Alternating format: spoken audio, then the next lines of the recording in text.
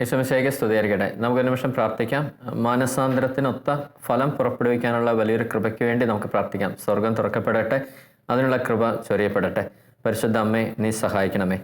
വചനം ഇങ്ങനെ പറയുന്നു, ലൂക്ക 3 അധ്യായം അതിൻ്റെ 3-ാമത്തെ വചനം. അവൻ പാപമോചനത്തിനുള്ള മാനസാന്തരത്തിൻ്റെ ജ്ഞാനസ്നാനം പ്രസംഗിച്ചുകൊണ്ട് ജോർദാൻ്റെ സമീപ പ്രദേശത്തിലേക്ക് വന്നു. സ്നാപകനെക്കുറിച്ച് പറയുന്ന വചനഭാഗമാണ്. സ്നാപക യോഹന്നാൻ പാപമോചനത്തിനുള്ള മാനസാന്തരത്തിൻ്റെ ജ്ഞാനസ്നാനം പ്രസംഗിച്ചുകൊണ്ട് ജോർദാൻ്റെ സമീപ പ്രദേശത്തേക്ക് വന്നു.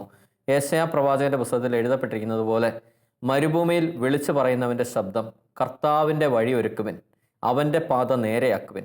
താഴ്വരകൾ നികത്തപ്പെടും, കുന്നും മലയും നിരത്തപ്പെടും, വളഞ്ഞ വഴികൾ നേരെയാക്കപ്പെടും, പരുപരുത്തവ മൃദുവാക്കപ്പെടും. സകല മനുഷ്യരും ദൈവത്തിൻ്റെ രക്ഷ കാണുകയും ചെയ്യും. ജ്ഞാനസ്നാനം സ്വീകരിക്കാൻ തൻ്റെ അടുത്തേക്ക് വരുന്ന ജനക്കൂട്ടത്തോട് അവൻ ചോദിച്ചു, അണലി സന്തതികളെ, ആസന്നമായ ക്രോധത്തിൽ നിന്ന് ഓടിയകലാൻ നിങ്ങൾക്ക് മുന്നറിയിപ്പ് നൽകിയത് ആരാണ്? മാനസാന്തരത്തിന് യോജിച്ച ഫലങ്ങൾ പുറപ്പെടുവിക്കുവിൻ. നിങ്ങൾക്ക് പിതാവായി അബ്രഹാം ഉണ്ട് എന്ന് പറഞ്ഞ് നിങ്ങൾ അഭിമാനിക്കേണ്ട. കാരണം ഈ കല്ലുകളിൽ നിന്ന് അബ്രഹാത്തിന് സന്തതികളെ പുറപ്പെടുവിക്കാൻ ദൈവത്തിന് കഴിയുമെന്ന് ഞാൻ നിങ്ങളോട് പറയുന്നു. വൃക്ഷങ്ങളുടെ വേരിന് കോടാലി വയ്ക്കപ്പെട്ട് കഴിഞ്ഞു. നല്ല ഫലം നൽകാത്ത വൃക്ഷങ്ങളെല്ലാം വെട്ടി തീയിൽ എറിയപ്പെടും. നല്ല ഫലം നൽകാത്ത വൃക്ഷങ്ങളെല്ലാം വെട്ടി തീയിൽ എറിയപ്പെടും. അവൻ പാപമോചനത്തിനുള്ള മാനസാന്തരത്തിൻ്റെ ജ്ഞാനസ്നാനം പ്രസംഗിച്ചുകൊണ്ട് ജോർദാൻ്റെ സമീപ പ്രദേശത്തേക്ക് വന്നു. അവിടെ ഒരു 3 കാര്യങ്ങൾ ആ വചനത്തിനകത്ത് ദൈവം ഇങ്ങനെ ഒളിപ്പിച്ചു വെച്ചിട്ടുണ്ട്. അവൻ പാപമോചനത്തിനുള്ള മാനസാന്തരത്തിൻ്റെ ജ്ഞാനസ്നാനം പ്രസംഗിച്ചുകൊണ്ട് ജോർദാൻ്റെ സമീപത്തിലേക്ക് വന്നു. ആ 3 കാര്യങ്ങൾ ഇതാണ്. ഒന്ന് പാപമോചനം, 2 മാനസാന്തരം, 3 ജ്ഞാനസ്നാനം. ഇത് 3ഉം ഇൻ്റർലിങ്ക്ഡ് ആണ്. പാപമോചനത്തിനുള്ള മാനസാന്തരത്തിൻ്റെ ജ്ഞാനസ്നാനം പ്രസംഗിച്ചുകൊണ്ട്, ജ്ഞാനസ്നാനം കൊടുത്തു എന്നല്ല പറയുന്നത്, ജ്ഞാനസ്നാനം പ്രസംഗിച്ചുകൊണ്ട് ജോർദാൻ്റെ സമീപ പ്രദേശത്തിലേക്ക് വന്നു. നമ്മളിതിൻ്റെ ഒരു കാര്യം ഇങ്ങനെ എടുക്കുകയാണ്, ജ്ഞാനസ്നാനം. ആ വേർഡിനെ ഒന്ന് പൊട്ടിക്കുകയാണ്. ജ്ഞാനം പ്ലസ് സ്നാനം. നമ്മളൊക്കെ ഇത് സ്വീകരിച്ചവരാണ്. അതിൻ്റെ മറ്റൊരു വാക്കാണ് മാമോദിസ എന്നൊക്കെ പറയുന്നത്. ഞാനും നിങ്ങളിൽ പലരും മാമോദിസ സ്വീകരിച്ചവരാണ്. എന്നുവെച്ചാൽ നമ്മളൊക്കെ ജ്ഞാനസ്നാനം എന്നൊരു കൂദാശ കൈക്കൊണ്ടവരാണ്. ശരിക്കും ആ ജ്ഞാനസ്നാനം എന്ന് പറയുന്നത് ജ്ഞാനം പ്ലസ് സ്നാനമാണ്. അത് ജ്ഞാനം കൊണ്ടുള്ള സ്നാനമാണ്, ജ്ഞാനം. അപ്പം നമ്മളൊന്ന് ചിന്തിക്കുകയാണ്, എന്താണ് ജ്ഞാനം? നമ്മളൊക്കെ എപ്പോഴും പ്രാർത്ഥിക്കാറുണ്ട്, ദൈവമേ ജ്ഞാനം ഞങ്ങൾക്ക് നൽകണമേ. പല എന്നെയൊക്കെ വളർത്തിയെടുത്ത ഗുരുക്കന്മാരൊക്കെ എപ്പോഴും പറയാറുണ്ട്, ജ്ഞാനത്തിന് വേണ്ടി പ്രാർത്ഥിക്കണം, ദൈവിക ജ്ഞാനത്തിന് വേണ്ടി പ്രാർത്ഥിക്കണം, ജ്ഞാനം നിറയാൻ വേണ്ടി പ്രാർത്ഥിക്കണം. ശരിക്കും എന്താ ജ്ഞാനം? എനിക്ക് മനസ്സിലായ ഒരു കാര്യം ഇതാണ്. അതായത് നമ്മൾ ചെറുപ്പം തൊട്ട് അറിയുന്ന കാര്യങ്ങൾ, ഒത്തിരി കാര്യങ്ങൾക്ക് നമുക്ക് അറിവുണ്ട്. കുഞ്ഞു പ്രായം തൊട്ട്, വീട്ടിൽ വളർന്നു വരുന്ന സാഹചര്യം തൊട്ട്, സ്കൂളിൽ പഠിക്കുന്ന കാലം തൊട്ട്, സമൂഹത്തിൽ നിന്ന്, നമ്മുടെ കമ്പനിയിൽ നിന്ന്, കമ്മ്യൂണിറ്റിയിൽ നിന്ന്, സഭയിൽ നിന്ന്, മതപഠനത്തിൽ നിന്ന്, ഒത്തിരി വ്യക്തികളിൽ നിന്ന്, ഒത്തിരി അനുഭവത്തിൽ നിന്നെല്ലാം വെളിച്ചത്തിൽ നമുക്ക് ഒത്തിരിയേറെ അറിവുകൾ നമ്മുടെ തലയ്ക്കുള്ളിൽ നമുക്ക് കയറ്റി വെച്ചിട്ടുണ്ട്. നമ്മൾ ഒത്തിരി കാര്യങ്ങളുണ്ട്. അപ്പോൾ ഈ അറിയുന്ന കാര്യങ്ങൾ നന്മയാണോ തിന്മയാണോ എന്ന തിരിച്ചറിവോടുകൂടി നന്മയ്ക്ക് വേണ്ടി അപ്ലൈ ചെയ്യാനുള്ള ഒരു എബിലിറ്റി അല്ലെങ്കിൽ ഒരു തീരുമാനം, അതിന് പറയുന്ന പേരാണ്, അതെടുക്കാനുള്ള ഒരു കഴിവിന് പറയുന്ന പേരാണ് ജ്ഞാനം എന്ന് പറയുന്നത്. എന്ന് വെച്ചാൽ ഈ അറിഞ്ഞ കാര്യങ്ങളൊക്കെ നന്മയാണോ തിന്മയാണോ എന്ന വേർതിരിവോടുകൂടി തന്നെ അത് നന്മയ്ക്ക് വേണ്ടി അപ്ലൈ ചെയ്യാനുള്ള ഒരു എബിലിറ്റിക്ക് പറയുന്ന പേരാണ് ജ്ഞാനം എന്ന് പറയുന്നത്. നമുക്കറിയാം, പഴയ നിയമത്തിൽ മഹാനായ ഒരു രാജാവ് ഉണ്ടായിരുന്നു. അദ്ദേഹത്തിൻ്റെ പേര് സോളമൻ എന്നായിരുന്നു. ആ സോളമൻ ഒരിക്കൽ ദൈവത്തോട് ഇങ്ങനെ പ്രാർത്ഥിക്കുന്നുണ്ട്, ദൈവമേ ഈ ജനത്തെ, രാജാവാകുന്ന സമയത്ത് സോളമൻ്റെ പ്രാർത്ഥന ഇതായിരുന്നു, ദൈവമേ ഈ ജനത്തെ ഭരിക്കാൻ തക്കവണ്ണം നന്മ തിന്മകളെ തിരിച്ചറിയുന്ന ജ്ഞാനം എനിക്ക് തരണമേ, നന്മ തിന്മകളെ തിരിച്ചറിയുന്ന ജ്ഞാനം എനിക്ക് തരണമേ. ഈ ജ്ഞാനം എന്ന് പറയുന്നത് ഈ ഒരു ഡിഫറൻസിയേഷനാണ്. നന്മ തിന്മകളെ തിരിച്ചറിയലാണ് ജ്ഞാനം എന്ന് പറയുന്നത്. കാരണം ആ ജ്ഞാനം നമുക്കുണ്ടാവണം. ഈ ജ്ഞാനം ഇല്ലെങ്കിൽ ഒരു പാപമാണെന്ന് നമുക്ക് അറിയില്ല. കാരണം ചിലർ ഇങ്ങനെ ആസ് യൂഷ്വൽ ആ കാര്യങ്ങൾ ഇങ്ങനെ ചെയ്തുകൊണ്ടേയിരിക്കും. ഒരുപക്ഷെ ദൈവത്തിൻ്റെ കൽപ്പനയ്ക്ക് വിരുദ്ധമായിരിക്കാം, ദൈവത്തിൻ്റെ ചട്ടത്തിന് വിരുദ്ധമായിരിക്കാം, സഭയുടെ ചട്ടക്കൂടിന് പുറത്തുള്ള കാര്യമായിരിക്കാം, അല്ലെങ്കിൽ അനുസരണക്കേടായിരിക്കാം. അതിങ്ങനെ കണ്ടിന്യൂസ് അവർ ചെയ്തുകൊണ്ടേയിരിക്കും. അതുകൊണ്ടാണ് പാപബോധം നഷ്ടപ്പെട്ട തലമുറ എന്നൊക്കെ പറഞ്ഞ് നമ്മളൊക്കെ കേട്ടിട്ടുണ്ട്. കാരണം പാപമാണെന്നുള്ളൊരു ബോധം അവർക്കില്ല. ഒരു തെറ്റാണെന്ന് അവർക്ക് അറിയില്ല. അറിയാത്തിടത്തോളം കാലം അവരെ സംബന്ധിച്ചിടത്തോളം it is not a sin, അത് തെറ്റല്ല. എന്ന് വെച്ചാൽ ഒരു ചെളിക്കുഴിയിൽ കിടക്കുകയാണ്. അപ്പോൾ ചെളിക്കുഴിയിൽ കിടക്കുമ്പോഴത്തേക്ക് അവരതിന് പുറത്തു വരുന്നില്ലല്ലോ. അപ്പോൾ ആ ചെളിയാണെന്ന് അവർക്ക് ഫീൽ ചെയ്യുന്നില്ല. പിടികിട്ടുന്നുണ്ടോ? ചെളിയാണെന്ന് ഫീൽ ചെയ്യുന്നില്ല. ഇതുപോലാണ് ഒരു പാപത്തിൽ അടിമയായ ഒരു വ്യക്തിക്ക് അത് പാപമാണെന്ന് മനസ്സിലാവാത്ത ഒരു വ്യക്തി എങ്ങനെ അതിനകത്തുനിന്ന് പുറത്ത് കിടക്കും? അപ്പോൾ നന്മയാണോ തിന്മയാണെന്നുള്ളൊരു തിരിച്ചറിവ് കിട്ടുന്നില്ല. ഇത് അപ്ലൈ ചെയ്യാനുള്ള ഒരു കഴിവ് കിട്ടുന്നില്ല. ഈ പഠിച്ച കാര്യങ്ങൾ അപ്ലൈ ചെയ്യാനായിട്ട് പറ്റുന്നില്ല. അപ്പം അതെങ്ങനെ അപ്ലൈ ചെയ്യണം അറിയില്ല. ഇനി ഇവിടെ ഒരു ഗ്ലാസ് വെള്ളം ഇരിക്കുന്നു, അവിടെ വാട്ടർ എന്ന് എഴുതിയിട്ടുണ്ട്. അപ്പുറത്തെ ഗ്ലാസ്സിൽ ആസിഡ് ഇരിക്കുന്നു, അവിടെ ആസിഡ് എന്നും എഴുതിയിട്ടുണ്ട്. ഇതിൻ്റെ രണ്ടിനെ കളർ ഒന്നുപോലെ. പലപ്പോഴും കെമിസ്ട്രി ലാബിലൊക്കെ കയറിയപ്പോൾ നമ്മൾ കണ്ടിട്ടുണ്ട്. അതുപോലെ എൻ്റെ ഫാദർ ഇൻ ലോയും റബ്ബർ ടാപ്പ് ചെയ്യുന്ന ഒരാളാണ്. അവിടെയൊക്കെ ഇങ്ങനെ ഈ ഷീറ്റ് അടിക്കുമ്പോഴൊക്കെ കണ്ടിട്ടുണ്ട് ആസിഡ് വെച്ചേക്കുന്നത്. ഇതെല്ലാം പച്ചവെള്ളം പോലെ ആയിരിക്കുന്നത്. അപ്പം ഈ ആസിഡ് എന്താണ്, വെള്ളം എന്താണെന്ന് തിരിച്ചറിവില്ലാത്ത ഒരാൾ ആസിഡും എടുത്ത് കുടിക്കും. ഓക്കെ, ആസിഡും എടുത്ത് കുടിച്ചു കഴിയുമ്പോൾ ആസിഡിൻ്റെ സ്വഭാവം പൊള്ളിക്കുക എന്നുള്ളത്, അത് പൊള്ളിയിരിക്കും. 100% അത് പൊള്ളിക്കും. ഞാൻ അറിയാതെയാണ് കുടിച്ചത് എന്നും പറഞ്ഞിട്ട് ആസിഡ് പൊള്ളാതിരിക്കത്തില്ല. അപ്പം തിരിച്ചറിവില്ലാത്തവൻ ആസിഡും എടുത്ത് കുടിക്കും. ഇത് പൊള്ളുന്ന പോലെ തന്നെ ഒരു തെറ്റ് അറിഞ്ഞുകൊണ്ട് ചെയ്താൽ അറിയാതെ ചെയ്താൽ അതിൻ്റെ പരിണിത ഫലം അനുഭവിച്ചേ പറ്റത്തുള്ളൂ. ഞാൻ വഴിയെ നടന്നു പോയി, ഞാൻ ഒരാളെ കത്തി കൊണ്ട് കുത്തി, ഞാൻ അറിയാതെയോ കുത്തി എന്ന് പറഞ്ഞ് ശിക്ഷിക്കാതിരിക്കത്തില്ലല്ലോ എന്ന് പറയുന്ന പോലാണ് ഓരോ തെറ്റുകളും. അത് അറിഞ്ഞുകൊണ്ട് ചെയ്താലും അറിയാതെ ചെയ്താലും അതിൻ്റെ പരിണിത ഫലം നമ്മൾ അനുഭവിച്ചേ പറ്റത്തുള്ളൂ. അപ്പോൾ ഇത് ചെയ്യണോ വേണ്ടേ എന്നൊരു ഡിസിഷനിലേക്ക് എന്നെ കൊണ്ടുവരുന്ന സാധനമാണ് ജ്ഞാനം എന്ന് പറയുന്നത്. ആ ഒരു സാധനമാണ് ഈ സ്നാപകൻ പകർന്നു കൊടുത്തിരുന്നത്, പ്രസംഗിച്ചുകൊണ്ടിരുന്നത്. ആ സ്നാപകൻ്റെ പ്രസംഗത്തിൽ മുഴുവൻ ഞാൻ ജ്ഞാനത്തിൻ്റെ ഒരു അഭിഷേകമായിരുന്നു. ഈ ഒരു സാധനം വെച്ചിട്ടാണ് നമ്മൾ മാമോദിസ സ്വീകരിച്ച് സഭയിൽ ചേരുക എന്ന് പറയുന്നത് ജ്ഞാനത്തിൽ ജീവിക്കുക എന്നുള്ളതാണ്. ഈ ജ്ഞാനത്തിൻ്റെ ആപ്ലിക്കേഷനാണ് സഭ എന്ന് പറയുന്നത്. അപ്പോൾ ഈ മാമോദിസ സ്വീകരിച്ച് നമുക്ക് ഈ സാധനം ഉണ്ടോ എന്നുള്ളതൊരു ചോദ്യചിഹ്നമായിട്ട് നിൽക്കുന്നു. ഇനി അടുത്തൊരു കാര്യം പറയുന്നത് മാനസാന്തരം അല്ലേ? മാനസാന്തരത്തിൻ്റെ ജ്ഞാനസ്നാനം പ്രസംഗിച്ചു എന്നാണ് പറയുന്നത്. അപ്പോൾ ജ്ഞാനസ്നാനം എന്ന് പറയുന്നത് തിരിച്ചറിവാണ്, വിവേകമാണ്, വിവേചനമാണ്. അപ്പോൾ അങ്ങനെ വിവേചിച്ചറിയിപ്പിക്കുന്ന ഒരു സാധനത്തിൻ്റെ അടുത്തൊരു ലെവലിലേക്ക് വരുന്ന സാധനമാണ് ഈ മാനസാന്തരം എന്ന് പറയുന്നത്. ആ വേർഡ് ഒന്ന് പൊട്ടിച്ചേ, മാനസാന്തരം. അതിനൊന്ന് സ്പ്ലിറ്റ് ചെയ്തേ. അത് മനസ്സിൻ്റെ അന്തരമാണ്. എന്ന് വെച്ചാൽ മനസ്സിൻ്റെ ചിന്താഗതിയാണ്. It is your attitude. ഇത് വലിയ കീറാമുട്ടി സാധനമൊന്നും അല്ല. നമ്മളിങ്ങനെ കാലാകാലങ്ങളെ കേട്ട് മാനസാന്തരം എന്നൊക്കെ പറയുന്ന സാധനം എന്തോ വലിയ സംഭവമാണെന്നാണ് കരുതി വെച്ചേക്കുന്നത്. അത് വലിയ സംഭവമൊന്നും അല്ല. It is a simple thing. You just change your attitude.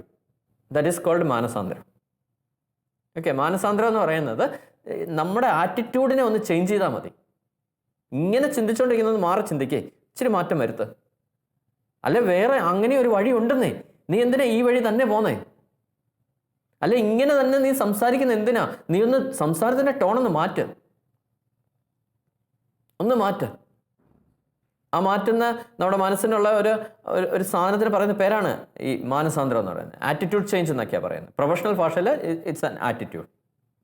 നമ്മളൊക്കെ കമ്പനിയിൽ ഓരോ സ്റ്റാഫിനെയൊക്കെ എടുക്കുമ്പോഴത്തേക്ക് നമ്മളോട് പറഞ്ഞു വിടുന്നവരോടൊക്കെ നമ്മൾ ചോദിക്കാറുണ്ട്, നല്ല ആറ്റിറ്റ്യൂഡുള്ള ആരെങ്കിലും തരാവോ എന്ന് വെച്ചാൽ, നല്ലൊരു മനോഭാവമുള്ള ഒരു വ്യക്തിയെ തരാവോ എന്ന് വെച്ചാൽ, നല്ലൊരു മാനസാന്തരത്തിൻ്റെ ഉടമയെ തരാവോ എന്നാണ് ഇൻഡയറക്റ്റ്ലി നമ്മൾ ചോദിക്കുന്നത്.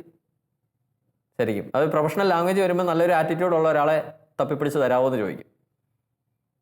അപ്പം ആ മനസ്സിൻ്റെ മാറ്റത്തിന് പറയുന്ന പേരാണ് മാനസാന്തരം എന്ന് പറയുന്നത്. അവിടെയാണ് നമുക്ക് ചേഞ്ച് ഉണ്ടാവുന്നത്. അല്ലെങ്കിൽ നമ്മൾ ഇന്ന് കണ്ട പോലെ, ഇന്ന് കേട്ട പോലെ, ഇന്ന് ചിന്തിച്ച പോലെ, ഇന്ന് പറഞ്ഞ പോലെ, ഇന്ന് ചെയ്ത പോലെ തന്നെയാണ് നാളെയും. നമുക്കൊരു മാറ്റം ഉണ്ടാവുന്നില്ല. ഇന്നത്തെ അതേ രീതി അത് തന്നെയാണ് നാളെ കഴിഞ്ഞു. അങ്ങനെ ഞാൻ ഇന്നലെയും ജീവിച്ചിരുന്നത്. പിന്നെ എന്തിനാണ് ഈ പ്രശ്നങ്ങളൊക്കെ മാറേണ്ടത്? പിന്നെ എന്തിനാണ് നമുക്ക് ജോലി കിട്ടേണ്ടത്? എന്തിനാണ് നമ്മൾ കല്യാണം കഴിക്കുന്നത്? എന്തിനാണ് കുഞ്ഞുങ്ങൾ ജനിക്കുന്നത്? എന്തിനാ നമുക്ക് വസ്തുവകൾ? എന്തിനാ നമുക്ക് ബിസിനസ് സാമ്രാജ്യങ്ങൾ? നല്ലൊരു ബിസിനസ് മാനേജ് ചെയ്യാൻ കഴിവില്ലാത്ത ഒരാൾക്ക് എന്തിനാ ബിസിനസ്? ഒരു ജോലി ചെയ്യാൻ കഴിവില്ലാത്ത ഒരാൾക്ക് എന്തിന് ജോലി? വണ്ടി ഓടിക്കാൻ അറിയാത്ത ഒരാൾക്ക് എന്തിന് വണ്ടി എന്ന് ചോദിച്ച പോലെ ഇരിക്കും. അതുകൊണ്ട് നമ്മുടെ ഒരു ആറ്റിറ്റ്യൂഡ് മാറുക, ജസ്റ്റ് ആറ്റിറ്റ്യൂഡ് ചേഞ്ച് ചെയ്യുക, മാറി ചിന്തിക്കും. വേറൊരു തലവും കൂടി ഉണ്ട് നമുക്ക് ചിന്തിക്കാനായിട്ട്. അതിൻ്റെ അപ്പുറം കാണാനുള്ള ഒരു എബിലിറ്റിയിലേക്ക് നമുക്ക് എത്തണം. അതിനാണ് മാനസാന്തരം എന്നൊക്കെ പറയുന്നത്. അങ്ങനെ വരുമ്പോഴാണ് ഈ പാപമോചനത്തിനുള്ള കാര്യങ്ങൾ നമ്മൾ ചെയ്യാൻ തുടങ്ങുന്നത്. പാപമോചനത്തിനുള്ള കാര്യങ്ങൾ നമ്മൾ ചെയ്യാൻ തുടങ്ങും. കാരണം ഒരു പാപം മോചിപ്പിക്കപ്പെടുന്നത് നമ്മുടെ ആറ്റിറ്റ്യൂഡ് ചേഞ്ച് ആവുന്നതിലൂടെ, നമ്മളെ തന്നെ നമ്മൾ മനസ്സിലാക്കുന്നതിലൂടെയാണ്. യേശയ്യ പ്രവാചകന്റെ പുസ്തകത്തിൽ ഇങ്ങനൊരു വചനമുണ്ട്. യേശയ്യ 6-ാം അധ്യായം 6-ാം അധ്യായത്തിൽ 5 മുതലുള്ള വാക്യങ്ങൾ ഇങ്ങനെ പറയുന്നുണ്ട്. യേശയ്യ ഒരു ദർശനം കാണുന്നുണ്ട്. 6-ാം അധ്യായത്തിൽ ഊസിയ രാജാവ് മരിച്ച വർഷം കർത്താവ് ഉന്നതനായ ഒരു സിംഹാസനത്തിൽ ഉപവിഷ്ടനായിരിക്കുന്ന കണ്ടു. അവിടുത്തെ വസ്ത്രാഞ്ചലം ദേവാലയം മുഴുവൻ നിറഞ്ഞു നിന്നിരുന്നു. അവിടുന്ന് ചുറ്റും സെറാബുകൾ നിന്നിരുന്നു. അവയ്ക്ക് 6 ചിറക് വീതം ഉണ്ടായിരുന്നു. 2 കൊണ്ട് മുഖവും 2 കൊണ്ട് പാദങ്ങളും അവ മറച്ചിരുന്നു. 2 ചിറകുകൾ പറക്കാനുള്ളവയായിരുന്നു. അവ പരസ്പരം ഉദ്ഘോഷിച്ചു കൊണ്ടിരുന്നു, പരിശുദ്ധൻ പരിശുദ്ധൻ പരിശുദ്ധൻ, സൈന്യങ്ങളുടെ കർത്താവ് പരിശുദ്ധൻ. ഭൂമി മുഴുവൻ അവിടുത്തെ മഹത്വം നിറഞ്ഞിരിക്കുന്നു. അവയുടെ ശബ്ദഘോഷത്താൽ ഭൂമുഖത്തിൻ്റെ അടിസ്ഥാനങ്ങൾ ഇളകുകയും ദേവാലയം ധൂമപൂരിതമാവുകയും ചെയ്തു. ഞാൻ പറഞ്ഞു, എനിക്ക് ദുരിതം, ഞാൻ നശിച്ചു. എന്തെന്നാൽ ഞാൻ അശുദ്ധമായ അധരങ്ങളുള്ളവനും അശുദ്ധമായ അധരങ്ങളുള്ളവരുടെ മധ്യേ വസിക്കുന്നവനുമാണ്. അശുദ്ധമായ അധരങ്ങളുള്ളവനും അശുദ്ധമായ അധരങ്ങളുള്ളവരുടെ മധ്യേ വസിക്കുന്നവനുമാണ്. 5-ാം അധ്യായത്തിൽ 8 മുതലുള്ള വാക്യങ്ങളിൽ ഇങ്ങനെ പറയുന്നുണ്ട്. അധർമ്മികൾക്ക് ദുരിതമെന്നാണ് ആ വചനഭാഗത്തിൻ്റെ ഹെഡിങ് തന്നെ കൊടുത്തിരിക്കുന്നത്. എന്ന് വെച്ചാൽ യേശയ്യാക്ക് ഈ ദൈവിക ദർശനം കാണുന്നതിന് മുമ്പുള്ള ഒരു ആറ്റിറ്റ്യൂഡ്, ഒരു മനോഭാവം എന്ന് പറയുന്നത് മറ്റെല്ലാ വ്യക്തികളെയും നോക്കി കുറ്റം കണ്ടുപിടിക്കുക എന്നുള്ളതാണ്. യേശയ്യ ഇങ്ങനെ പറയുന്നുണ്ട്, മറ്റാർക്കും വസിക്കാൻ ഇടം കൊടുക്കാതെ വീടോട് വീട് ചേർത്ത് വയലിനോട് വയൽ ചേർത്ത് അതിൻ്റെ മധ്യത്തിൽ വസിക്കുന്ന ദുരിതം. ഇങ്ങനെ പറയണം. 18-ാമത്തെ വചനം, നുണയുടെ കയറ് കൊണ്ട് അകൃത്യത്തെ വലിച്ചഴയ്ക്കുന്നവന് ദുരിതം, പാപത്തെ കയറ് കെട്ടി വലിക്കുന്നവന് ദുരിതം, നന്മയെ തിന്മയെന്ന് വിളിക്കുന്നവന് ദുരിതം, തിന്മയെ നന്മയെന്ന് വിളിക്കുന്നവന് ദുരിതം, അവന് കഷ്ടം, അവന് കഷ്ടം എന്നും പറഞ്ഞുകൊണ്ട് യേശയ്യ മറ്റുള്ളവരെ വിധിക്കുന്ന ഒരു ആറ്റിറ്റ്യൂഡിൻ്റെ ഉടമയാണ്, ഒരു മനോഭാവത്തിൻ്റെ ഉടമയായിരുന്നു. എന്നെയും നിങ്ങളെയും പോലെ, നമ്മളെയൊക്കെ പോലെ. നിങ്ങളെങ്ങനെയാണെന്ന് എനിക്കറിയില്ല, ഞാൻ അങ്ങനെയായിരുന്നേ. മറ്റുള്ളവരെ വിധിക്കുന്ന ഒരു നേച്ചർ എൻ്റെ ഉള്ളിലും ഇങ്ങനെ ഉണ്ടായിരുന്നു. കാരണം വൈഫിൻ്റെ കുറ്റം പറയുമായിരുന്നു, അപ്പൻ്റെ കുറ്റം പറയും, അമ്മയുടെ കുറ്റം പറയും, മക്കളുടെ കുറ്റം പറയും, ഫ്രണ്ട്സിൻ്റെ കുറ്റം പറയും, കൂടെ വർക്ക് ചെയ്യുന്നവരുടെ കുറ്റം പറയും. എന്തെങ്കിലും പ്രശ്നം ഉണ്ടായിക്കഴിഞ്ഞാൽ നമ്മൾ പറയും, ഇതുകൊണ്ടങ്ങനെ, അതുകൊണ്ടത്. സമൂഹത്തിൽ എന്തെങ്കിലും കണ്ട, അവർക്ക് കഷ്ടം, ഇതെന്താ ഇങ്ങനെ ചെയ്യുന്നത്, അതെന്താ ഇങ്ങനെ ചെയ്യുന്നത്, ഇതെന്താ റോഡിൽ കുഴി, PWDക്കാർ വായി നോക്കിയിരിക്കുകയാണ് എന്നൊക്കെ നമ്മൾ ചോദിക്കും. അങ്ങോട്ട് വെള്ളം വരുന്നില്ല, വാട്ടർ അതോറിറ്റി എന്നാ നോക്കിയിരിക്കുക. എന്നിട്ട് ഗവൺമെൻറ്റിനെ പഴിക്കും, റൂൾസ് റെഗുലേഷൻസ് പഴിക്കും, വിഷയം ഉണ്ടാക്കും, കുറ്റം പറയും, എല്ലാം പുറത്തോട്ട വിധിക്കുന്ന ഒരു ആറ്റിറ്റ്യൂഡ്. യെശയ്യാ പോലെ തന്നെ അങ്ങനെ ഒരു ആറ്റിറ്റ്യൂഡ് നമ്മുടെയൊക്കെ ഉള്ളിലുണ്ടായിരുന്നു. അതിനുശേഷമാണ് യെശയ്യാ ഒരു ദൈവിക ദർശനം ഉണ്ടാകുന്നത്. ദൈവത്തെ തിരിച്ചറിയുകയാണ്. എന്ന് വെച്ചാൽ ഒരു ജ്ഞാനസ്നാനത്തിലൂടെ കടന്നു പോവുകയാണ്, ജ്ഞാനം കൊണ്ട് നിറയുകയാണ്, ഉൾക്കണ്ണുകൾ തുറക്കപ്പെടുകയാണ്, കർത്താവിനെ കാണാൻ തുടങ്ങുകയാണ്. എന്താണ് ദൈവത്തിൻ്റെ ആഗ്രഹമെന്ന് പയ്യെ മനസ്സിലാക്കാൻ തുടങ്ങുകയാണ്. നന്മ എന്ത് തിന്മ എന്ത് തിരിച്ചറിയാൻ തുടങ്ങുകയാണ്. അതിനെ പതുക്കെ അപ്ലൈ ചെയ്യാൻ തുടങ്ങുകയാണ്. അങ്ങനെ അപ്ലൈ ചെയ്യുന്ന യേശയ്യാ ഇങ്ങനൊരു കാര്യം പറയുകയാണ്, എനിക്ക് ദുരിതം, ഞാൻ നശിച്ചു. എന്തെന്നാൽ ഞാനാണ് അശുദ്ധമായ അധരങ്ങളുള്ളവൻ, അശുദ്ധമായ അധരങ്ങളുള്ളവരുടെ മധ്യേ വസിക്കുന്നവൻ ഞാനാണ്. എന്ന് വെച്ചാൽ അവർക്കാർക്കും അല്ല പ്രശ്നം, എൻ്റെ നാവിനാണ് പ്രശ്നം, എൻ്റെ ചിന്താഗതിക്കാണ് പ്രശ്നം. കാരണം ചിന്തയുടെ നിറവിൽ നിന്നാണല്ലോ നാവ് സംസാരിക്കുന്നത്. നമ്മുടെ ചിന്തയാണല്ലോ നാവിലൂടെ പുറത്തോട്ട് വരുന്നത്. കാരണം അവർക്കൊന്നും അല്ല പ്രശ്നം, മറ്റാർക്കും സ്ഥലം കൊടുക്കാതെ വീടോട് വീട് ചേർന്ന് വസിക്കുന്നവർക്കല്ല പ്രശ്നം, എൻ്റെ ആറ്റിറ്റ്യൂഡിനാണ് പ്രശ്നം. ഇനി നുണയുടെ കയറ് കെട്ടി അകൃത്യങ്ങളെ വലിച്ചഴയ്ക്കുന്നവർക്കല്ല ദുരിതം, എൻ്റെ ആറ്റിറ്റ്യൂഡിനാണ് ദുരിതം. എന്നിട്ട് അത് അക്സെപ്റ്റ് ചെയ്യുക. ആ അക്സെപ്റ്റ് ചെയ്യുന്ന ഒരു പ്രോസസ്സിന് പറയുന്ന പേരാണ് മാനസാന്തരം. ഓക്കെ, അത് മനസ്സിൻ്റെ ആ ഒരു ചിന്താഗതി മാറുകയാണ്. വേറെയും ഒരു വഴിയുണ്ടെന്ന് നമ്മൾ കണ്ടുപിടിക്കുകയാണ്. നമ്മുടെ മുമ്പിൽ ഒരു വാതിൽ അടഞ്ഞു കഴിഞ്ഞാൽ നമ്മുടെ ഒരു സ്വഭാവം ഇതാണ്, നമ്മൾ 24 hours അടഞ്ഞ വാതിൽ നോക്കി കരഞ്ഞോണ്ടിരിക്കും. That's my attitude. പക്ഷേ നമ്മൾ ദൈവത്തിൽ പ്രത്യാശ അർപ്പിച്ചിരിക്കുന്ന ഒരു വ്യക്തിയാണെങ്കിൽ എൻ്റെയൊക്കെ വിശ്വാസം ഇതാണ്, ഒരു വാതിൽ അടഞ്ഞാൽ 10 വാതിൽ ദൈവം തുറന്നിട്ടുണ്ട്. അപ്പോൾ നമ്മൾ പയ്യെ തുറന്ന വാതിലിലേക്ക് നോക്കാനായിട്ട് നമ്മുടെ മറ്റേ ആറ്റിറ്റ്യൂഡ് നമ്മളെ സമ്മതിക്കുന്നില്ല. നമ്മൾ അടഞ്ഞ വാതിൽ നോക്കി അതിന് കാരണമായവരെയൊക്കെ പഴിച്ചുകൊണ്ട് വിധിച്ചുകൊണ്ട് നമ്മുടെ ജീവിതം മുഴുവൻ ഇങ്ങനെ കരഞ്ഞു തീർക്കുന്ന ഒരു ആറ്റിറ്റ്യൂഡ്. അപ്പുറത്ത് തുറന്നിട്ടിരിക്കുന്ന വാതിൽ നമുക്ക് കാണാൻ പറ്റുന്നില്ല. കാരണം ആ കാണാൻ പറ്റുന്ന ഒരു ആറ്റിറ്റ്യൂഡിലേക്ക് നമ്മുടെ മനസ്സിനെ മാറ്റുന്ന ഒരു പ്രോസസ്സിന് പറയുന്ന പേരാണ് മാനസാന്തരം. ഓക്കെ, അത് മനസ്സിൻ്റെ അന്തരമാർഗം. ഇത് ജ്ഞാനം കൊണ്ടാണ്. ഇത് whether it is A good or bad.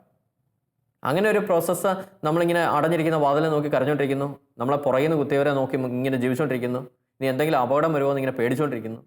ഇതിലൂടെയൊക്കെ ബാധിക്കുന്നത് നമ്മൾ മാത്രമേ ഉള്ളൂ, മുഴുവൻ നമ്മൾ മാത്രമേ ഉള്ളൂ. അല്ലെങ്കിൽ നമുക്കെതിരെ ആരെങ്കിലും എന്തെങ്കിലും ചെയ്തിട്ടുണ്ടോ? ചിലരൊക്കെ ഏറ്റവും ഭയങ്കര ഒരു വിഷയമാണ്, എനിക്കെതിരെ ആരും എന്തോ ചെയ്തിട്ടുണ്ടോ, അതുകൊണ്ട് എങ്ങനെയൊക്കെ സംഭവിക്കുന്നു. ഭയമാണ് നിൻ്റെ ഫ്രണ്ടിൽ നിൽക്കുന്നത്, ദൈവത്തോടുള്ള വിശ്വാസമാണ് നിൻ്റെ ഫ്രണ്ടിൽ നിൽക്കുന്നത്. This is an attitude, different kind of attitude towards A problem. ഒരു വിഷയത്തെ വിഷയമായിട്ട് കാണുന്നു, പ്രശ്നമായിട്ട് കാണുന്നു. It's A kind of N aptitude. ഇനി ആ പ്രശ്നത്തെ തന്നെ ഓപ്പർച്യൂണിറ്റി ആയിട്ട് കാണുന്നു. It's other kind of N attitude. അതിനെ പോസിബിലിറ്റി ആക്കി മാറ്റുന്നു, സാധ്യതകളാക്കി കൺവേർട്ട് ചെയ്യിപ്പിക്കുന്നു, കഴിവുകളാക്കി പുറത്തോട്ട് വരുന്നു, ജീവിതത്തിൽ വിജയിക്കുന്നു. ഇത് അടുത്തൊരു ആറ്റിറ്റ്യൂഡാണ്. അത് സ്വന്തമായിട്ട് അക്സെപ്റ്റ് ചെയ്യുമ്പോഴാണ് വേറൊരു ആറ്റിറ്റ്യൂഡിലേക്ക് നമ്മളെ ചിന്തിപ്പിക്കുന്നത്. ജസ്റ്റ് ഒരു ചേഞ്ച് മതി. നിൻ്റെ ചിന്താഗതിക്ക് ചെറിയൊരു ചേഞ്ച് വരുന്നത് ദൈവത്തിൻ്റെ ബ്ലെസ്സിങ് ഇങ്ങനെ വർഷിക്കപ്പെടുന്നത് നിൻ്റെ കണ്ണുകൊണ്ട് കാണാൻ പറ്റും. നിൻ്റെ ജീവിത പങ്കാളിയെ നോക്കിക്കാണുന്ന കാഴ്ചപ്പാടിന് ചെറിയൊരു മാറ്റം വരുത്തിക്കേ അദ്ദേഹത്തിൻ്റെ ഉള്ളിൽ ഒരുപാട് നന്മകൾ നിനക്ക് കാണാൻ പറ്റും. നിൻ്റെ പേരൻസിനെ മനസ്സിലാക്കിയിരിക്കുന്ന അല്ലെങ്കിൽ അവരെക്കുറിച്ചുള്ള കാഴ്ചപ്പാട് ഒരു ഇച്ചിരി മാറ്റി നോക്കിയേ, ചിന്താഗതി ഒന്ന് മാറ്റി നോക്കിയേ, നമുക്ക് ഒരുപാട് ബ്ലെസ്സിങ് അതിലൂടെ ലഭിക്കും. എൻ്റെ ഓഫീസിൽ സ്റ്റാഫിനെയൊക്കെ വേറൊരു ആറ്റിറ്റ്യൂഡ് നീ കണ്ടു നോക്കിയേ, ഒത്തിരി അനുഗ്രഹമാകും അത് നമ്മുടെ ജീവിതത്തിൽ. അങ്ങനെ യേശയ്യ ഇങ്ങനെ നിലവിളിച്ച് പറയുകയാണ്, എനിക്ക് ദുരിതം, ഞാൻ നശിച്ചു, എന്തെന്ന് അശുദ്ധമായ അധരങ്ങളുള്ളവനും അശുദ്ധമായ അധരങ്ങളുള്ളവരുടെ മധ്യേ വസിക്കുന്നത്. This is A real confession. ഒരു യഥാർത്ഥ കുംഭസാരമാണത്. അത് നമ്മളൊക്കെ കൺഫസ് ചെയ്യേണ്ടത് ആ മാനസാന്തരത്തിന്, അതിൻ്റെ ഫലത്തിന് യോജിച്ച രീതിക്കാണ് നമ്മൾ കൺഫസ് ചെയ്യേണ്ടത്. ആ ഒരു പ്രോസസ്സിന് യോജിച്ച രീതിക്കാണ്. എവിടാണ് ഞാൻ മാറ്റം വരുത്തേണ്ടത്? എൻ്റെ ദൈവമേ, എൻ്റെ നാവിനാണ് പ്രശ്നം, ഇപ്പം എൻ്റെ കാഴ്ചപ്പാടിനാണ് പ്രശ്നം, ഞാൻ കാണുന്നതൊക്കെ കുറ്റമായിട്ടാണ് കാണുന്നത്, മറ്റുള്ളവർ ചെയ്യുന്ന കുറ്റങ്ങളാണ് എൻ്റെ ഉള്ളിൽ വരുന്നത്. ഇപ്പം എൻ്റെ ഉള്ളിലും കുറ്റമുണ്ട്, മഞ്ഞപ്പിത്തമുള്ളവർ കാണുന്നതൊക്കെ മഞ്ഞയായിട്ട് തോന്നും. അതുതന്നെ അവിടെ സംഭവിച്ചുകൊണ്ടിരിക്കണം. അപ്പോൾ അതിൽ നിന്നൊക്കെ മാറ്റം വരണം. മാറ്റം വന്നിട്ട് നല്ലൊരു കാഴ്ചപ്പാടിൽ എനിക്ക് കാണാൻ പറ്റണം. എൻ്റെ ഒരു മനസ്സിൻ്റെ ആറ്റിറ്റ്യൂഡ് മാറണം. അത് മാറിക്കഴിഞ്ഞിട്ട് നമ്മൾ ചെന്ന് കൺഫസ് ചെയ്യുന്നു. കൺഫസ് ചെയ്ത് കഴിഞ്ഞിട്ട് അടുത്തൊരു പ്രോസസ്സ് എന്ന് പറയുന്നത് അതിനെ ഓവർകം ചെയ്യാനുള്ളൊരു കഴിവ് വാങ്ങിച്ചെടുക്കുക എന്നുള്ളത്. അങ്ങനെ ഒരു അക്സെപ്റ്റൻസ് ഓഫ് സിൻ ഞാൻ തന്നെ എന്നെ മനസ്സിലാക്കി അങ്ങനെ കൺഫസ് ചെയ്യുമ്പോഴാണ് അതിനുള്ള ഒരു കൃപ കർത്താവ് നമുക്ക് ഇട്ട് തരുന്നത്. അങ്ങനെ മനസ്സിലാക്കി കഴിയുമ്പോഴത്തേക്ക് പറയുന്നുണ്ട്, എന്തെന്നാൽ സൈന്യങ്ങളുടെ കർത്താവായ രാജാവിന് എൻ്റെ നയനങ്ങൾ ദർശിച്ചുവല്ലോ. അപ്പോൾ സെറാബുകളിലൊന്ന് ബലിപീഠത്തിൽ നിന്ന് കൊടിൽ കൊണ്ടെടുത്ത് തീക്കനലുമായി എൻ്റെ അടുത്തേക്ക് പറന്നു വന്നു. അവൻ എൻ്റെ അധരങ്ങളെ സ്പർശിച്ചിട്ട് പറഞ്ഞു, ഇത് നിൻ്റെ അധരത്തെ സ്പർശിച്ചിരിക്കുന്നു, നിൻ്റെ മാലിന്യം നീക്കപ്പെട്ടു, പാപം ക്ഷമിക്കപ്പെട്ടിരിക്കുന്നു. ആ ഒരു പ്രോസസ്സ് വരുമ്പോഴാണ് നമുക്ക് ആ പാപം ക്ഷമിക്കപ്പെടുന്ന ഒരു അവസ്ഥയിലേക്ക് നമ്മൾ നീക്കപ്പെടുന്നത്. ഇനി സ്നാപകയോഹന്നാൻ ലൂക്കായുടെ സുവിശേഷത്തിൽ 3-ാം അധ്യായത്തിൽ ഇങ്ങനെ പറഞ്ഞു വയ്ക്കുന്നുണ്ട് സ്നാപകൻ്റെ ദൗത്യത്തെക്കുറിച്ച്. അവൻ പാപമോചനത്തിനുള്ള മാനസാന്തരത്തിൻ്റെ ജ്ഞാനസ്ഥാനം. അപ്പോൾ പാപം ക്ഷമിക്കപ്പെട്ടു. അവിടെ പാപത്തിൻ്റെ ഒരു ക്ഷമയുണ്ടായി. പക്ഷേ ഈ പാപം കംപ്ലീറ്റ് നമ്മുടെ ഉള്ളിൽ നിന്ന് മോചിപ്പിക്കപ്പെടുന്നില്ല. പിടികിട്ടുന്നുണ്ടോ? നമ്മൾ ക്ഷമിച്ചു, നമ്മളോട് ദൈവം ക്ഷമിച്ചു, നമ്മൾ ചെയ്ത പാപത്തിനെല്ലാം ക്ഷമിച്ചു. പക്ഷേ നമ്മുടെ ഇവിടുന്ന് ഈ പാപത്തിൻ്റെ ഒരു സ്വാധീനം, പാപത്തിൻ്റെ ഒരു അവസ്ഥ മാറ്റപ്പെടുന്നില്ല. അത് മാറ്റപ്പെടാൻ വേണ്ടിയും ഒരു പ്രോസസ്സിലൂടെ നമ്മൾ കടക്കേണ്ടിയിരിക്കുന്നു. അതുകൊണ്ടാണ് സുവിശേഷത്തിലൊക്കെ കർത്താവ് പറയുന്നുണ്ട്, ഒരുവൻ്റെ ശരീരത്തിൽ നിന്ന് ഒരു പിശാചിനെ പുറത്താക്കി. അപ്പോൾ പിശാച് ഇങ്ങനെ ഇറങ്ങി ചെന്നിട്ട് അലഞ്ഞു തിരിഞ്ഞ് നടന്നു, വരണ്ട പ്രദേശത്തുകൂടിയൊക്കെ നടന്നു. എന്നിട്ട് ഇത് എവിടെ നിന്നാണോ ഇറക്കി വിട്ടത് അവിടേക്ക് തിരിച്ചു വന്നു. തിരിച്ചു വന്നപ്പോൾ അവൻ കണ്ട കാഴ്ച ഇതാണ്, അടിച്ച് തൂത്ത് വൃത്തിയാക്കിയിട്ടിരിക്കുന്നു. ഓക്കെ, പാപത്തിന് നമുക്ക് ക്ഷമ ലഭിച്ചു, നമ്മൾ കുമ്പസാരിക്കുന്നുണ്ട്, കാര്യങ്ങളെല്ലാം ചെയ്യുന്നുണ്ട്. ഇത് നമ്മുടെ മനസ്സിലായി, ദൈവമേ ഇത് തെറ്റാണെന്ന് മനസ്സിലായി, നമ്മുടെ ആറ്റിറ്റ്യൂഡ് ചേഞ്ച് ആക്കണമെന്ന് നമ്മൾ തീരുമാനം എടുക്കുന്നുണ്ട്. പക്ഷേ ഇവൻ അതിലും ശക്തമായ 7 എണ്ണത്തിനെ കൂട്ടി അവിടെ വാസസ്ഥലം ഒരുക്കിയെന്നാണ് പറയുന്നത്.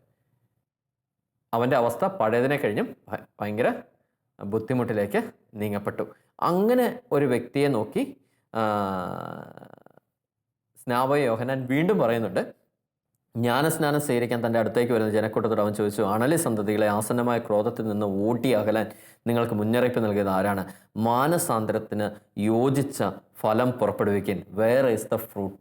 ഫലം എന്തിയെ? വൃക്ഷങ്ങൾക്ക് വേരിന് കോടാലി വയ്ക്കപ്പെട്ടു, നല്ല ഫലം കായ്ക്കാത്ത വൃക്ഷമെല്ലാം വെട്ടി തീയിലെറിയപ്പെടും. Where is the fruit? ഫലം എവിടെ? ഫലം എവിടെ? കാരണം നമ്മുടെ ആറ്റിറ്റ്യൂഡൊക്കെ മാറിയില്ലേ? ആറ്റിറ്റ്യൂഡ് മാറി. പാപം ക്ഷമിക്കപ്പെട്ടു, നമ്മൾ കുമ്പസാരത്തിൽ ഏറ്റു പറഞ്ഞു. എന്നിട്ടും സ്നാപകം ചോദിക്കുന്നുണ്ട്, ഫലം എവിടെ? അത് മാത്രം പോരാ, നമ്മൾ എന്താണോ തെറ്റ് ചെയ്ത് അതിൻ്റെ നേരെ ഓപ്പോസിറ്റ് ഒരു പുണ്യം അഭ്യസിച്ച് തുടങ്ങണം. പുണ്യം അഭ്യസിച്ച് തുടങ്ങണം. പുണ്യം അഭ്യസിച്ച് തുടങ്ങിയേ പറ്റത്തുള്ളൂ. കാരണം ഞാൻ നാവ് കൊണ്ട് കുറ്റം പറഞ്ഞു കഴിഞ്ഞാൽ അതിൻ്റെ നേരെ ഓപ്പോസിറ്റ്, ഞാൻ ആരെക്കുറിച്ചാണോ കുറ്റം പറഞ്ഞത്, എൻ്റെ ജീവിത പങ്കാളിയെക്കുറിച്ചാണ് കുറ്റം പറഞ്ഞെങ്കിൽ ഞാൻ എൻ്റെ ജീവിത പങ്കാളിയുടെ ഉള്ളിലെ നന്മകൾ കണ്ടുപിടിച്ച് എൻ്റെ ആ കുറ്റം പറഞ്ഞ അതേ നാവ് കൊണ്ട് ഞാൻ നന്മ പറഞ്ഞ് ശീലിക്കണം. അങ്ങനെ വരുമ്പോഴാണ് ഈ പാപമോചനം എന്ന് പറയുന്ന സാധനത്തിൻ്റെ ഒരു ആപ്ലിക്കേഷൻ അവിടെ ആവത്തുള്ളൂ.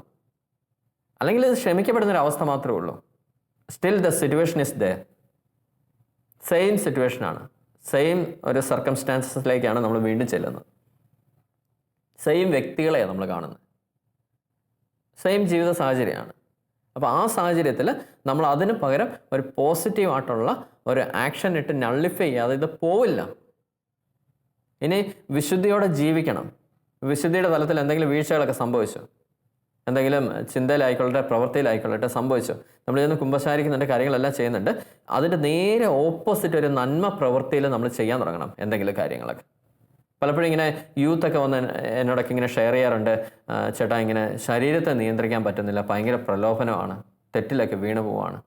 അപ്പോൾ ഞാനിങ്ങനെ ചോദിക്കാറുണ്ട്, എന്താ എപ്പോഴാണ് ഇങ്ങനെയൊക്കെ തോന്നാറ്, അല്ലെങ്കിൽ ഏത് സമയത്താണ്? വെറുതെ ഇരിക്കുമ്പോഴാണ്. അപ്പോൾ ഞാനിങ്ങനെ പറഞ്ഞു കൊടുക്കാറുണ്ട്, വെറുതെ ഇരിക്കാൻ ശ്രമിക്കരുത്. അലസത നമ്മളെ വിഴുങ്ങരുത്, അലസരായിട്ട് ഇരിക്കരുത്. എന്തെങ്കിലുമൊക്കെ ആക്ടിവിറ്റി ഓറിയൻറ്റഡ് ആയിട്ട് ഇരിക്കുക, എന്തെങ്കിലുമൊക്കെ വർക്ക് ചെയ്യുക ആ സമയത്ത്. ഇനി നല്ല വെയിലൊക്കെ ആണെങ്കിൽ ഇറങ്ങി ഒരു 2-3 കിലോമീറ്റർ ഓടാൻ പറയും. അപ്പോൾ ശരീരത്തെ കൊഴുപ്പൊക്കെ ഒന്ന് ഉരിയിപ്പിക്കുള്ളൂല്ലോ, ഇപ്പോൾ വേണ്ടാത്ത ചിന്തയൊക്കെ ഒന്ന് ഒതുങ്ങിക്കോളൂ. അല്ലെങ്കിൽ പറമ്പൊക്കെ ഉണ്ടെങ്കിൽ ചെന്ന് ഒരു 10 കപ്പയ്ക്ക് കിളയ്ക്കാൻ പറയും. ശരീരമൊക്കെ ഒന്ന് അനങ്ങുമല്ലോ. ഇതിങ്ങനെ വെറുതെ ഇരുന്നിട്ട് അനാവശ്യമായ കാര്യങ്ങളൊക്കെ അതിന് കൊടുത്തുകൊണ്ടിരിക്കുമ്പോഴല്ലേ വേണ്ടാത്ത ചിന്തകളൊക്കെ വരുന്നത്. അപ്പോൾ അങ്ങനെ വരുന്ന ഒരു ചിന്തകൾ, എന്നിട്ട് നമ്മളെല്ലാ ആഴ്ചയും കുമ്പസാരിക്കുകയും ചെയ്യും, ശരീരം കൊണ്ട് വേണ്ടാത്ത കാര്യം ചെയ്യും, റെമഡീസൊക്കെ കിട്ടും. എന്നിട്ട് നമ്മളതെല്ലാം റെസ്റ്റിറ്റ്യൂഷൻസ് എല്ലാം നമ്മൾ ചെയ്യും. അതെല്ലാം കഴിഞ്ഞിട്ട് വീണ്ടും ദേ കിടക്കുന്ന അടുത്ത ആഴ്ച വീണ്ടും ഇത് തന്നെ റിപ്പീറ്റ് ചെയ്ത് പറയും. അത് പാടില്ല. അങ്ങനെയുള്ളത് ഒരു സാധനത്തിനല്ല കുമ്പസാരം എന്നൊക്കെ പറയുന്നത്. കുമ്പസാരം നമ്മുടെ ജീവിതത്തെ മാറ്റം വരുത്തുന്ന കൂടാണ്, ജീവിതത്തെ രൂപാന്തരപ്പെടുത്തുന്ന കൂടാണ്. ഓരോ കുമ്പസാരം കഴിയുമ്പോൾ നമ്മുടെ ജീവിതം മാറണമെങ്കിൽ നമ്മളതിൻ്റെ പോസിറ്റീവായിട്ടുള്ള ഒരു ആക്ഷൻ നമ്മൾ കണ്ടുപിടിച്ച് ആ നെഗറ്റീവായിട്ടുള്ള സാധനത്തിനെ നമ്മൾ നള്ളിഫൈ ചെയ്യണം. ഇപ്പം മദ്യപിക്കുന്ന ഒരാൾ വെള്ളവടി നിർത്തണം. അപ്പോൾ ഇയാൾ ഓരോ ടൈം ഇൻ്റർവെല്ലിന് അയാൾ ആ മദ്യം എന്ന് പറയുന്ന സാധനം യൂസ് ചെയ്തുകൊണ്ടിരുന്ന ഒരാൾ കട്ടൻ ചായയിലേക്ക് മാറ്. അപ്പോൾ ആ സ്ഥാനത്ത് നിനക്ക് അങ്ങനെ കുടിക്കാൻ തോന്നുമ്പോൾ നീ ഒരു കട്ടൻ ചായ എടുത്ത് കുടിക്കുക. പതുക്കെ മറ്റേ മദ്യപാനം എന്ന് പറയുന്ന ശീലം പയ്യെ മാറ്റിയെടുക്കാൻ പറ്റും. എന്ന് വെച്ചാൽ വേറൊരു സാധനത്തിനെ കൊണ്ട് നള്ളിഫൈ ചെയ്യാൻ പറ്റത്തുള്ളൂ. അത് പോസിറ്റീവായിട്ടുള്ള സാധനമായിരിക്കണം. പലർക്കും അതൊരു പോസിറ്റീവായിട്ടുള്ള സാധനത്തിലേക്ക് അവർ പോവില്ല, അവർ വേറെ നെഗറ്റീവിറ്റി നള്ളിഫൈ ചെയ്യാൻ തുടങ്ങും. ഉള്ളിൽ ഭയമുള്ളൊരു വ്യക്തി ദേഷ്യപ്പെടാൻ തുടങ്ങും, കിടന്ന് അലറും, ഭയങ്കരമായിട്ട് കിടന്ന് കാറും. അങ്ങനെ അലർന്ന ഒരു വ്യക്തിയെ സംബന്ധിച്ച് ഉള്ളിൽ അയാൾക്ക് ഭയമാണ്, അതുകൊണ്ട് അയാൾ ഇതുപോലെ ദേഷ്യപ്പെടുന്നത്. അപ്പോൾ ദേഷ്യം എന്ന് പറയുന്ന സാധനം, ഉള്ളിൽ ഭയം എന്ന് പറയുന്ന സാധനം അയാൾക്ക് ഓൾറെഡി ഉണ്ട്. അയാൾ ഇതിനെ നള്ളിഫൈ ചെയ്യാൻ വേണ്ടി ദൈവത്തിൻ്റെ സഹായം ചോദിക്കത്തില്ല, അല്ലെ വചനം വെച്ച് അതിനെ നള്ളിഫൈ ചെയ്യത്തില്ല. പക്ഷെ അതിന് പകരം ഇയാളെ കിടന്ന് ദേഷ്യപ്പെടാൻ തുടങ്ങും. അപ്പോൾ ഭയം എന്നൊരു പ്രശ്നമായി, ദേഷ്യം എന്നൊരു മറ്റൊരു പ്രശ്നമായി. ഇതിനെ രണ്ടിനും സോൾവ് ചെയ്യാൻ വേണ്ടി അദ്ദേഹം വേറെ എന്തെങ്കിലും കണ്ടുപിടിക്കും, അതും പ്രശ്നമായി തീരും. അതല്ല, ഒരു പോസിറ്റീവായിട്ടുള്ള ഒരു ആക്ടിവിറ്റി കൊണ്ട്, ഒരു ആക്ഷൻ കൊണ്ടാണ് ഈ നെഗറ്റീവായിട്ടുള്ള സാധനത്തിനെ നമുക്ക് നള്ളിഫൈ ചെയ്യാൻ പറ്റത്തുള്ളൂ. അങ്ങനെ ഒരു മാനസാന്തരത്തിന് യോജിച്ച ഒരു ഫലം പുറപ്പെടുവിക്കുന്ന ഒരു വ്യക്തികളായിട്ട് മാറാൻ നമുക്ക്. നമ്മുടെ വൃക്ഷത്തിന് കോടാലി വയ്ക്കപ്പെടരുത്. നമ്മുടെ വൃക്ഷം ഫലം കായ്ക്കുന്ന വൃക്ഷമായിരിക്കണം. മാനസാന്തരത്തിന് യോജിച്ച ഫലം നമ്മൾ കായ്ക്കണം. ഫലം നമ്മുടെ വൃക്ഷത്തിൽ നിന്ന് കായ്ക്കണം. കാരണം നമ്മൾ മാനസാന്തരത്തിൻ്റെ ജ്ഞാനസ്നാനത്തിൻ്റെ ഒത്തിരി കാര്യങ്ങൾ നമ്മൾ അറിഞ്ഞവരാണ്. അതുകൊണ്ട് മാനസാന്തരത്തിനൊത്ത ഒരു ഫലം നമ്മളിൽ നിന്ന് പുറപ്പെടണം. ഒരു പാപം നമ്മുടെ ജീവിതത്തിൽ നിന്ന് മോചിപ്പിക്കപ്പെടണം. ഒരു പാപമോചനം നമുക്ക് യഥാർത്ഥത്തിൽ ലഭിക്കണം. അങ്ങനെ ഒരു നല്ലൊരു വ്യക്തിയായിട്ട് നമുക്ക് ഈ സമൂഹത്തിനും കുടുംബത്തിനും സഭയ്ക്കും വേണ്ട നല്ലൊരു വ്യക്തിയെ നമ്മൾ രൂപാന്തരപ്പെടാം. അതിനുള്ള കൃപ നമുക്ക് സ്നാപകനോട് ചേർന്ന് നമുക്ക് ദൈവപിതാവിനോട് നമുക്ക് വാങ്ങിച്ചെടുക്കാം. സ്നാപക യോഹന്നാനെ ഞങ്ങൾക്ക് വേണ്ടി പ്രാർത്ഥിക്കണമേ. ദൈവപിതാവേ, നീ ആ കൃപ ഞങ്ങൾക്ക് വർഷിക്കപ്പെടണമേ. പരിശുദ്ധ അമ്മേ കൂട്ടായിരിക്കണമേ. ആമേ.